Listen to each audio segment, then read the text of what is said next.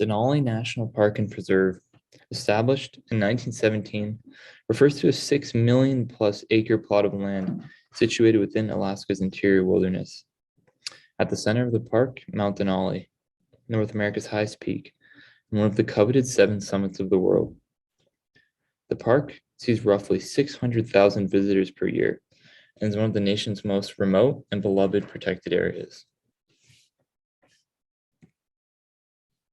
Mount Denali National Park is classified under the IUCN Category 2, defined as a large natural or near natural area set aside to protect large-scale ecological processes. It's June 7th, the summer of 1913. Alaska native Walter Harper could go no further, for he had reached the summit of North America.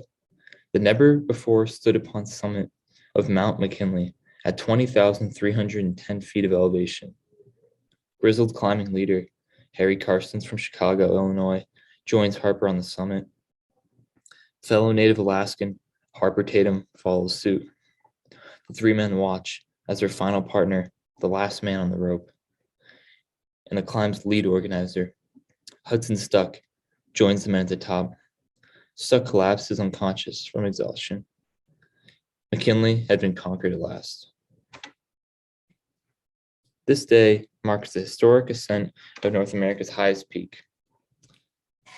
The ascent would go on to inspire more than 35,000 summit bids to date, with a rough success rate of 60%. McKinley would go on to become one of the world's most coveted summits and attract alpinists from all reaches. This was a landmark accomplishment and a milestone in the development and history of Denali National Park. Long before an ascent of what was known at the time as Mount McKinley was ever conceptualized, however, the iconic peak went by many different names. Denali was one of them, named by the Cayucan Athabascan people and translated as the Tall One.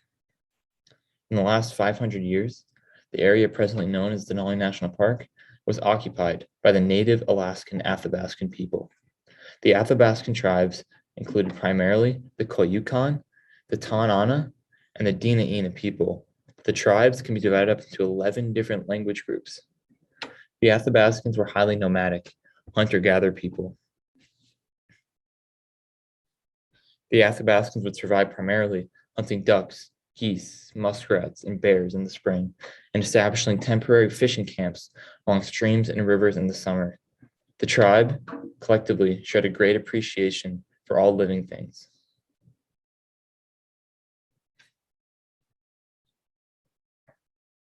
In 1917, the 28th U.S. President, Woodrow Wilson, signed into legislation a bill conceptualized nearly 11 years prior. The bill intended to establish Mount McKinley as an official United States national park and received subsequent protections. The reason for this designation goes without saying. Just 4 years prior, Harry Carstens and his team made the first ever ascent of McKinley. This created great allure and interest in the area. The future economy in the boundless wilderness, recreation, and alpinism promised a great future economy. This was clearly imminent, and this was taken advantage of.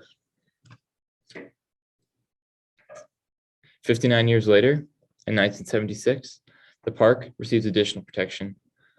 President Jimmy Carter designates the area as an international biosphere reserve in order to promote conservation within the borders of the park and management of the region's natural resources.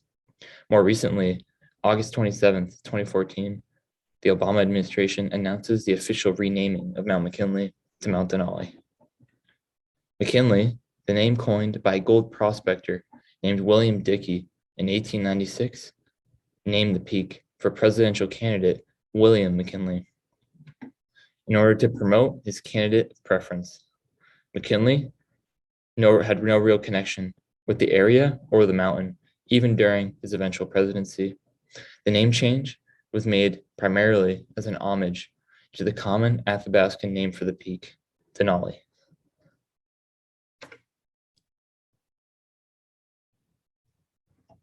Climbers who attempt Mount Denali often do so via the west buttress route. Unsurprisingly, throughout the climbing season, human fecal waste accumulates greatly on the glacier, causing much harm to the glacier health when disposed of within its crevices. The fecal material has made its way down from the glacier to the Kalitna River, contaminating the waters.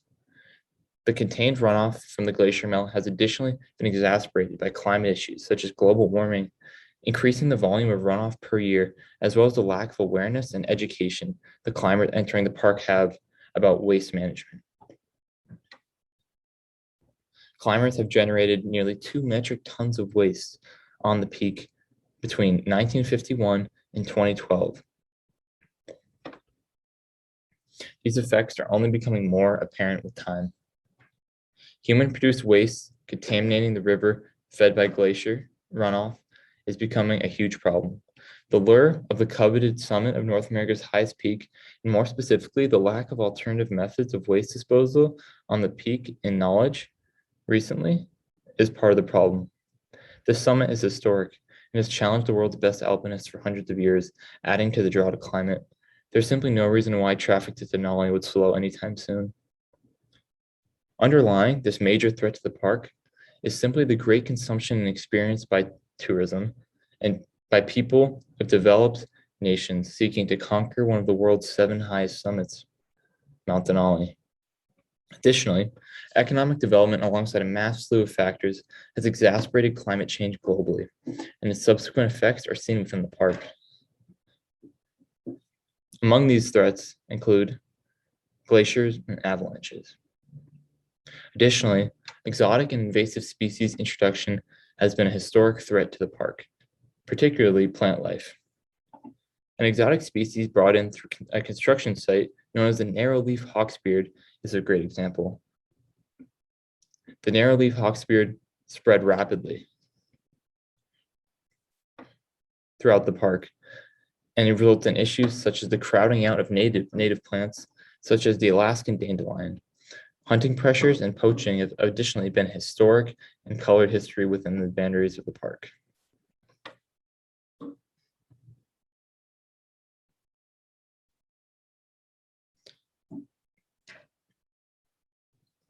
In order to establish management plans and the safe removal of human waste on Mount Denali National Park, the National Park Service has limited the number of climbers per season to no more than 1,500.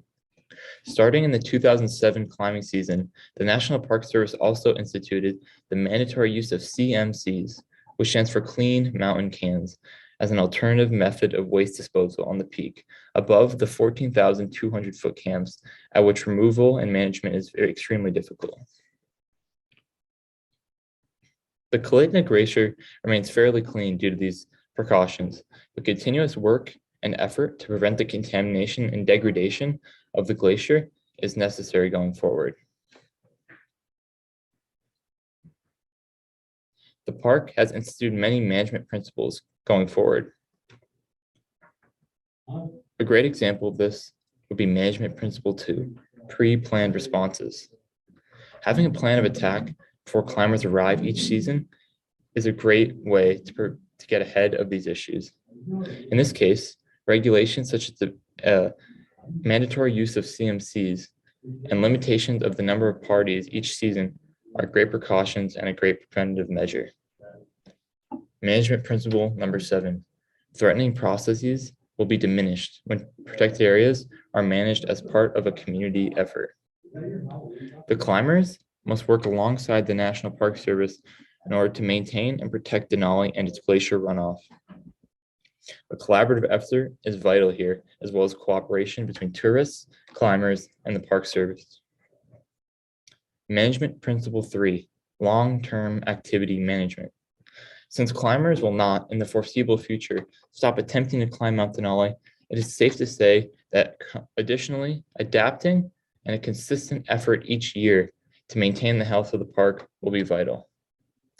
It takes the collaboration of us tourists, climbers, and the Park Service in order to protect the beloved Denali National Park.